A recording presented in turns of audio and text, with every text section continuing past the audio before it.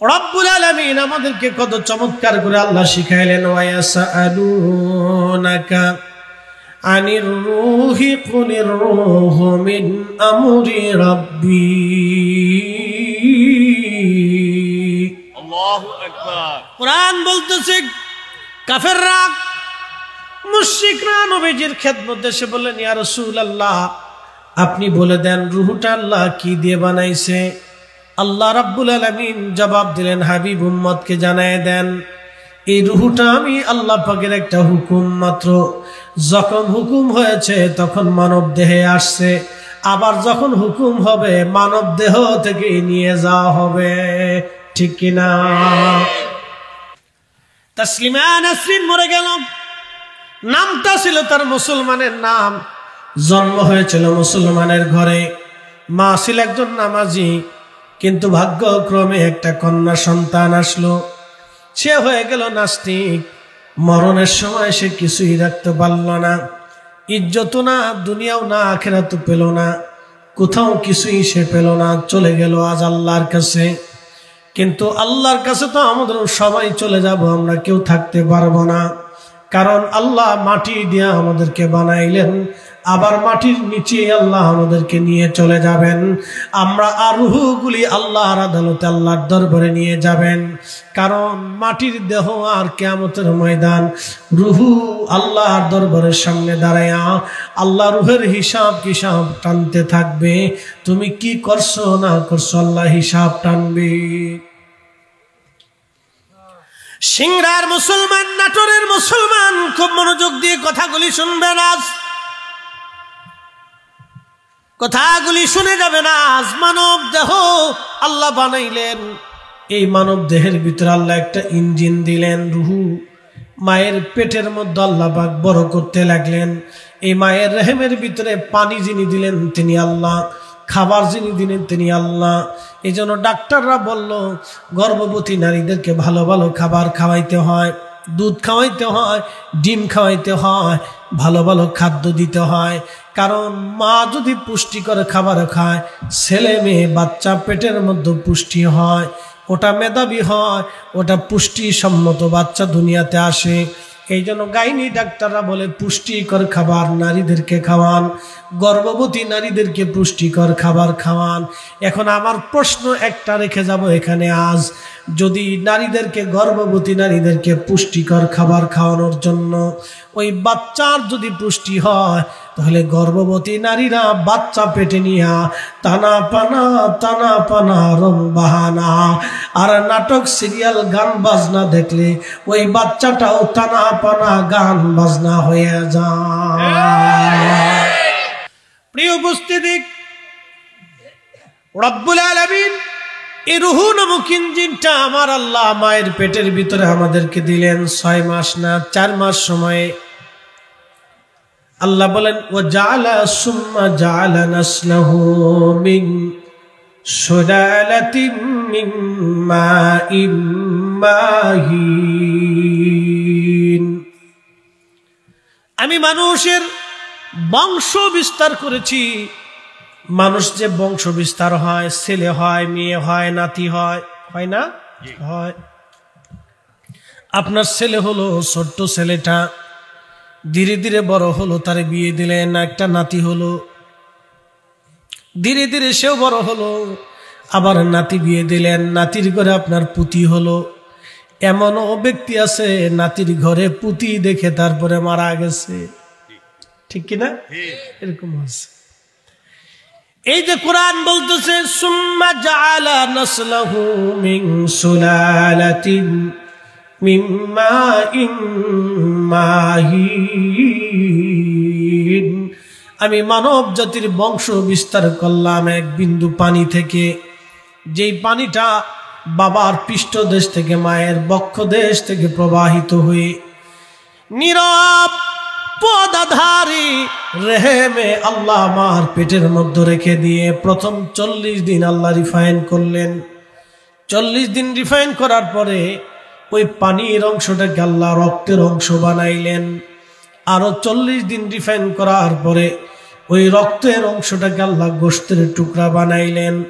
ওই গোশতের টুকরাতে আরো 40 দিন রিফাইন করার পরে হাত, চোখ, কান, নাক, হাত, পা, কলিজা, ফেফসা, নারী, বুড়ি, অঙ্গ প্রত্যঙ্গ আল্লাহ বানাইলেন।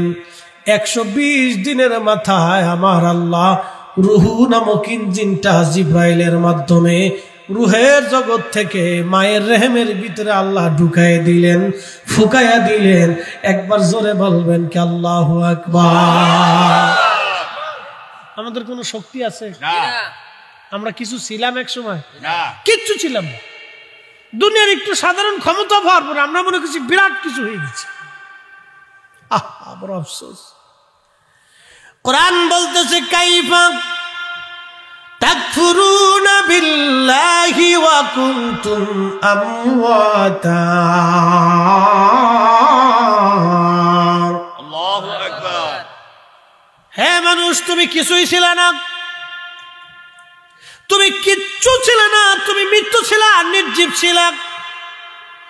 বাবার শরীরের নির্গত ওই পানির মধ্যে তুমি ছিলা, বাবার শরীরের নির্গত পানির মধ্যে তুমি ছিলা। তুমি কিছুই ছিলে না, একসময় নির্জীব, নিষ্প্রাণ, নির্জীব, একবারে মৃত ছিলা তুমি। তুমি কিচ্ছু ছিলে না এক সময়। আমি রব্বুল আলামিন, আমি তোমাদেরকে আবার জীবন দিলাম, কাঠামো দিলাম, জিন্দিগি দিলাম, বাবা দিলাম, মা দিলাম। ছোট্টকালে মায়ের পেট থেকে তুমি দুনিয়াতে আসছো, মায়ের রেহেমে তুমি ছিলা। তোমার খাবারের পানিটুকু আমি আল্লাহ মায়ের রেহেমে আমি জমা করে দিয়েছি। তোমার পুষ্টিটা মায়ের নারীর মাধ্যমে আমি আল্লাহ তোমাকে দিয়েছি। মার রেহেমের ভিতরে 120 দিনের মাথায় আল্লাহ পাক রূহ নামক ইঞ্জিনটা দিয়ে দেন। মার নারীর সাথে সন্তানের নারীর অ্যাডজাস্ট করে দেন। মা খাইলে সন্তানের খাবার খাওয়া হয়, মা ঘুমাইলে সন্তানের ঘুম হয়, মা সুস্থ থাকলে সন্তান সুস্থ থাকে। এই জন্য ডাক্তাররা বলে গর্ভবতী নারী যারা, অন্তঃসত্ত্বা নারী যারা, তোমরা তাদেরকে ভালো খাবার খাওয়াও। আল্লাহর নবী আমাদেরকে একটা গর্ভবতী নারীদের জন্য চিকিৎসা দিয়ে গেলেন। আল্লাহর নবী বললেন, ও আমার উম্মতেরা, তোমরা গর্ভবতী নারীদেরকে খেজুর খাওয়াও। আল্লাহর নবী বলেন, উম্মত, তোমার গর্ভবতী স্ত্রীকে তুমি খেজুর খাওয়াও, কারণ খেজুর আল্লাহর জান্নাতের ফল। একসাথে জোরে বলবেন কি মারহাবা। কিসের ফল?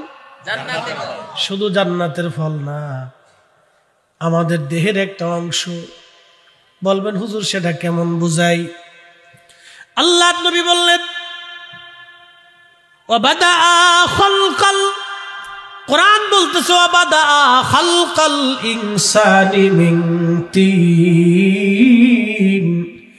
আমি মানব জাতির সৃষ্টির সূচনা করলাম মাটি থেকে। আদম সফিউল্লাহকে আল্লাহ মাটি দিয়ে বানাইলেন। যেই মাটি দিয়ে আদমের দেহ বানানো হলো, তার অতিরিক্ত পড়ে যাওয়া মাটি থেকে আল্লাহ খেজুর গাছ বানাইছিলেন। এটা আমার বক্তব্য না, আল বেদায়াত ইমাম ইবনে কাসির আল্লাহ রসুলের বরাত দিয়ে লিখেছেন। আল্লাহ নবী বলেন, উম্মত রে, তোমরা বেশি বেশি তোমাদের বাচ্চাদেরকে খেজুর খাওয়াও, গর্ভবতী নারীদেরকে খেজুর খাওয়াও, তোমরা নিজেরা খেজুর খাও, কারণ এটা আদম সফিউল্লাহর অতিরিক্ত মাটি থেকে গাছ বানানো হয়েছে। এটা জান্নাতের ফল। এই খাবার খাইলে তোমাদের শরীর হৃষ্টপুষ্ট হবে। একবার জোরে বলা যাবে কি মারহাবা। মার রেহেমের ভিতরে আল্লাহ রাব্বুল আলামিন এই বাচ্চাটাকে ধীরে ধীরে ধীরে ধীরে বড় করেন। আহা, দেখবেন কত মা রাত্রিবেলা ঘুমাইতে পারে না, অনেক বড় যন্ত্রণা হয়, ব্যথা বেদনা করে। তারপরেও এই মা বাচ্চার জন্য, সন্তানের জন্য ধৈর্য ধরতে থাকে। একদিন না, 2 দিন না, সর্বনিম্ন 6 মাস, সর্বোচ্চ 10 মাস 10 দিন মায়ের রেহেমে আমার আল্লাহ মাকে কষ্ট দিতে থাকে এই বাচ্চাটাকে দুনিয়ায় আনার জন্য। সেটা পশু পাখি থেকে শুরু করে সর্বমহলে মানব দানব থেকে শুরু করে সবাই যারা বাচ্চা পেটে নেয় তাদেরই কষ্ট হয়, বিরাট বড় ব্যথা যন্ত্রণা সহ্য করে তারা এই বাচ্চাটাকে বড় করতে থাকে। এই জন্য কোরআনে আল্লাহ বলেন আনিশকুরলি ওয়ালি ওয়ালিদাই, তোমরা আমি আল্লাহর শুকর আদায় করো, আমার পরে আমার তোমার বাবা মার প্রতি তোমরা কৃতজ্ঞ হও। হযরত মুসা নবী যখন বলে দিলেন হাস বৃষ্টি আর আসবে না, আল্লাহ পাক আগামী 1 মাসে বৃষ্টি দিবে না, হাসেরা আল্লাহর প্রশংসা করতে লাগলো, আল্লাহর শুকর আদায় করতে লাগলো। মুসা আলাইহিস সালাম বাড়ির দিকে চলে যান, ঠিক এমন সময় আকাশে লক্ষ্য করে দেখলেন আকাশে মেঘ জমে গেছে, বিজলি চমকাইতেছে। কিছু সময় পরে দেখলেন নজরে দাঁড়ায় আল্লাহ রহমতের বৃষ্টি নামা শুরু হয়ে গেছে। একবার জোরে বলবেন কি আল্লাহু আকবার। অঝর ধারে আল্লাহ বৃষ্টি শুরু করে দিলেন। হযরতে মুসা আলাইহিস সালাম দেখলেন বৃষ্টি নামতে নামতে নামতে নামতে একেবারে হাঁটু পর্যন্ত পানিতে ডুবে গেল, এত পরিমাণে বৃষ্টি। ওই হাঁসের দল সাঁতরায়া সাঁতরায়া আল্লাহর পয়গম্বরের সামনে দাঁড়ায় বলেন, মুসা গো, আপনি না বললেন আগামী 1 মাসে বৃষ্টি হবে না, কিন্তু আল্লাহ বৃষ্টি দিয়া হাঁটু পর্যন্ত ডুবাই দিল, কারণ কি? মুসা আলাইহিস সালাম গেছে সেইতে, আল্লাহ তো আর আমার কাছে মিছে কথা কয় না, আল্লাহ তো ঠিক বলছে, বৃষ্টি আসার কথা, 1 মাসে থাকার না কথা, বৃষ্টি দিয়ে দিল আল্লাহ, কারণ কি? আল্লাহর সাথে গল্প শুরু করলেন, রাব্বি আপনি মাখলুকের সামনে আমার শরম দিয়ে ফেললেন, আপনি বলেন আগামী 1 মাসে কোনো বৃষ্টি হবে না, কিন্তু আপনি আগামী 1 মাসে বৃষ্টি দিলেন, বৃষ্টি 1 মাস আসার আগে আপনি হাঁটু পর্যন্ত বৃষ্টি দিয়ে ভরে দিলেন, কারণ কি? হযরত মুসা আলাইহিস সালামকে আল্লাহ ডাক দিলেন, মুসা রে, বৃষ্টি না পাওয়ার সংবাদ পাওয়ার পরে আমার হাঁসেরা কি বলেছিল? মুসা আলাইহিস সালাম বলেন, আলহামদুলিল্লাহি রাব্বিল আলামিন। তারা বলেছিল সমস্ত প্রশংসা সে আল্লাহর, যিনি সমস্ত জগৎ সমূহের রব। আল্লাহ ডাক দিয়ে বলেন, মুসা বৃষ্টি দেই নাই, বৃষ্টি না পাওয়ার পরেও যারা আমি আল্লাহর শুকর আদায় করলো, আমি আল্লাহর প্রতি কৃতজ্ঞ হয়ে গেল, মুসা রে আমি কি আর বৃষ্টি না দিয়ে পারি? আমার রহমতের দরিয়ায় জোশ লেগে গেল, সেই জন্য আমি মালিক, আমি আল্লাহ তাদেরকে বৃষ্টি দিয়ে আমার মাখলুকের কলিজা ঠান্ডা বানাই দিয়েছি। জোরে বলবেন কি আল্লাহু আকবার। আল্লাহু আকবার ওয়ালিল্লাহিল হামদু। বিসমিল্লাহির রাহমানির রাহিম। আল্লাহু আকবার। ফাযকুরুনি আযকুরুকুম ওয়াশকুরুনি ওয়ালা তাকফুরুন। আল্লাহু আকবার। রব্বুল আলামিন আমাদেরকে ডাক দিয়ে বলেন, হে বান্দারা, তোমরা আমি আল্লাহকে স্মরণ করো, আমি আল্লাহ স্মরণ করব, আর আমি আল্লাহর শুকর আদায় করো, নাফরমানি করিও না। শুকরিয়া আদায় করো, নাফরমানি করিও না, শুকর আদায় করো, কৃতজ্ঞ হও, কৃতজ্ঞতা আদায় করো। প্রশ্ন রাখবেন, ফরিদ হুজুর কৃতজ্ঞতা কি? হাইয়া আলাস সালাহ বলার পরে আপনি নামাজের কাতারে যাওয়াটা হলো কৃতজ্ঞতা। মাহে রমজান আসার পরে রোজা রাখাটা হলো কৃতজ্ঞতা। হজের তৌফিক আল্লাহ দিয়েছেন, হজের তৌফিক কি?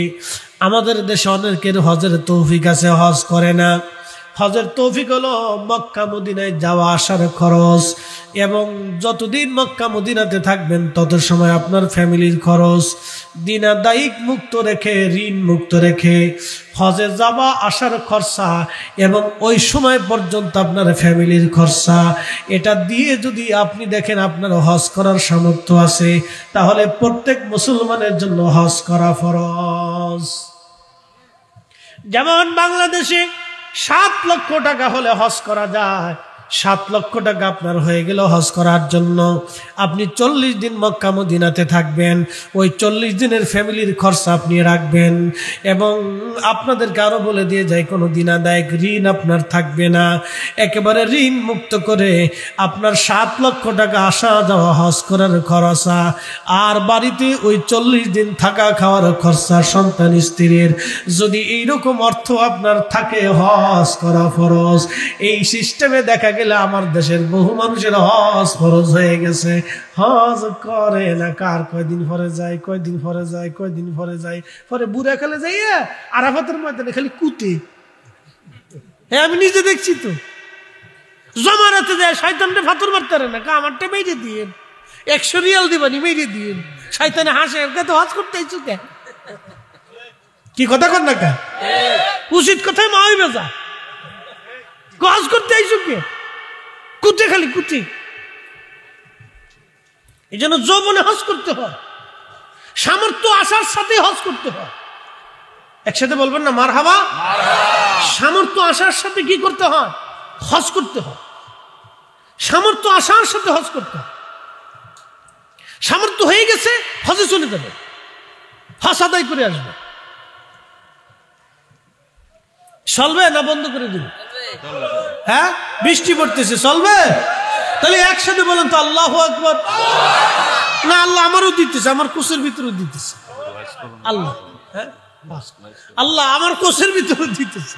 দিক, আল্লাহ দিয়ে যদি খুশিতে তার পায়ে খুশি, অসুবিধা। হ্যাঁ, সাথী লাগবে, দর সাথী। আজকে সাথী ধরে ওয়াজ করবে, একসাথে বলেন নারে তাকবীর। হ্যাঁ, চলে আসেন, সবাই চলে আসেন, সাথী ধরে আজকে ওয়াজ হবে। নাটোরে ব্রেক ফেল হয়ে যায়, অসুবিধা নাই। রাজশাহীতে করে ওয়াজ করছিলাম গত বছর, আর সর্বনাশ। আল্লাহ, ছিলেন আপনারা না? মাশাআল্লাহ, মাশাআল্লাহ। রাজশাহীতে বৃষ্টি, ওই দিন দেখা গেছে। শোনেন, আপনাদেরকে একটা আজকে কথা বলি। আমাদের জীবনের আমলে তো আমাদের দুর্বল আছে না ভাই? আমলে আমাদের কি আছে? দুর্বলতা আছে। কিন্তু একটা মনে রাখবেন যে কোন সময়ের ইবাদতটা একিন, দৃঢ় বিশ্বাসটা আল্লাহ কবুল করবে আমাদের কারো জানা নাই। এই জন্য যাহা করবেন ইখলাসের সাথে, দৃঢ়তার সাথে। এই যে শোনেন, এই যে মিলাদ কি এমনি আমরা বেহুদে একটা ঝগড়া করি। আমরা যখন ইয়া নবী সালাম আলাইকে বলে দাঁড়াই, তখন আমরা দৃঢ়তার সাথে রসুলের সম্মানে নবীকে সালাম দিই। কথা কর না কেন, ঠিক কিনা? অনেক ভাইদের দৃষ্টিতে এটা বেদাত হতে পারে, এটা তার দৃষ্টিভঙ্গি, ওটা আমার কিছু করার নাই, ওটা আমার কিছু করার নাই। তার দৃষ্টিতে, আমার ওই ভাইয়ের দৃষ্টিতে এটা বেদাত হতে পারে। কিন্তু আমি যে দাঁড়াইছি কার সম্মানে? আল্লাহ রসুলের সম্মানে। আমি যে সালাম দিছি কাকে দিছি? আল্লাহ নবীকে দিয়েছি। ওটা ইখলাসের সাথে দিয়েছি, ইয়াকিনের সাথে দিয়েছি, দৃঢ় বিশ্বাসের সাথে দিয়েছি। কথা বলেন ঠিক না বেটি? আমল যদি ছোট হোক, কিন্তু এটার ভিতরে যদি ইয়াকিন থাকে, নিয়ত পরিশুদ্ধ থাকে, তাহলে এটা বরকত হয়। আল্লাহ আমাদেরকে বোঝার তৌফিক দিক বলে না।